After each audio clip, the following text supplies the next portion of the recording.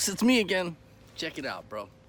How do you guys feel about Ballistics gel? How do you like Ballistics gel? You like watching those videos where everybody shoots all these different calibers into the gelatin to see what it does? I do too. But let's talk about ballistic gel for a second. A friend of mine on Facebook recently mentioned that I should get some for this channel. Maybe I will, maybe I won't. As of right now, I'm not real interested, but we'll see. I mean, as money comes in and things start moving along, I might go ahead and do something like that. But what are you accomplishing with ballistics gel? That's not to say it doesn't have a place. It does have a place. The place for ballistics gel is comparing one round specifically to another, not in terms of what it would do to a human or an animal or anything organic or at a target or anything like that. It is strictly a side-by-side comparison of how different bullets react when they hit ballistics gel. Now, when I'm target shooting, ballistics gel is kind of expensive, so I'm not real concerned about how my terminal impact is going to look in clear gelatin. It's fun, it's interesting, but it's not worth the price. I'd rather, look, I'm already shooting expensive ammo at paper. Why am I going to shoot expensive ammo at expensive targets? I mean, what's the point? If I'm just target shooting, I'm going to shoot at paper and see where my bullets are landing, and I'm going to save however much, I have no idea, ballistics gel costs. So, alright, so the next question is, are you going to war against evil hordes and masses of approaching soldiers made of ballistics gel? No, I hope not. I mean, if you are, I hope not. I hope not.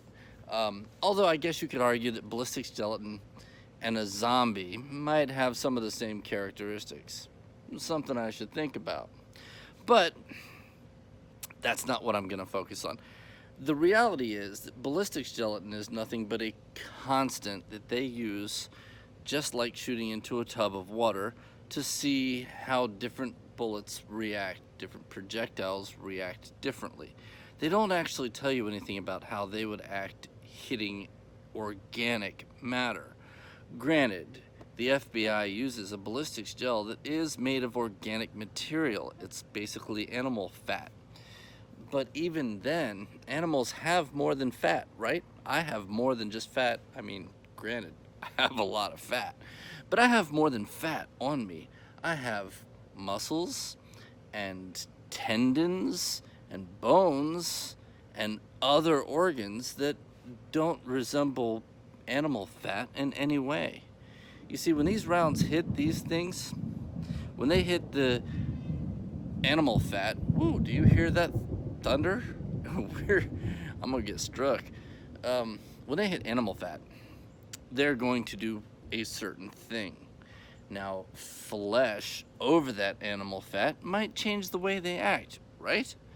And when they get past that fat and they hit muscle fiber or tendons. Have you ever bitten into a tendon on, I don't know, a turkey leg or something like that, and it felt like concrete? I mean, it was just really hard and fibrous. Do you think that's going to change the way that projectile acts? Of course it is. Of course it is. So what I'm getting to is this. Yes, ballistics gel has its place, and it's a good thing to shoot at when you're trying to compare apples to apples. But when you're talking about using these rounds for functional purposes, ballistics gel is pretty much useless. I mean, it really is. Things that I've seen perform very well in ballistics gelatin don't perform well at all when you're shooting a hog at 100 yards. They just don't. Things that perform well in ballistics gelatin aren't good killers. A lot of the things we see when we watch the cavitation of ballistics gel, that ignores the fact that human flesh has a much higher elasticity and a much higher capability of containing cavitation. When you look at cavitation in a human compared to ballistics gel, it's a totally different picture. It really is. I don't know how many people you've seen been hit by a 223, but it doesn't do nearly the same damage on a human as it does in the ballistics gel. That's just how life works. So, we know we're not using it for target shooting because it's, well, too expensive to shoot at. We know we're not using it in combat. Reasonable purpose. Well, I'm gonna go back to what Nut and Fancy calls the second kind of cool.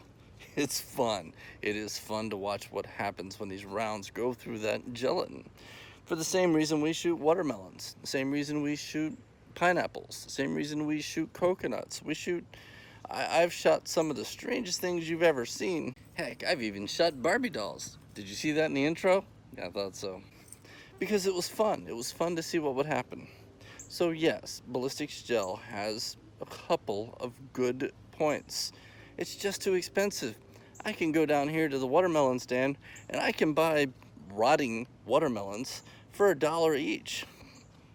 That's a lot cheaper than ballistics gel, and it's a lot more fun to watch them explode. So that's my thing. Look, I hope you guys enjoyed this video. I hope you want to argue with me. I really wish you would argue with me. Thank you so much. Thank you for being part of my life. Thank you for hitting that subscribe button. You guys take care of yourself. Thanks a lot. Keep it up, people. Keep it strong.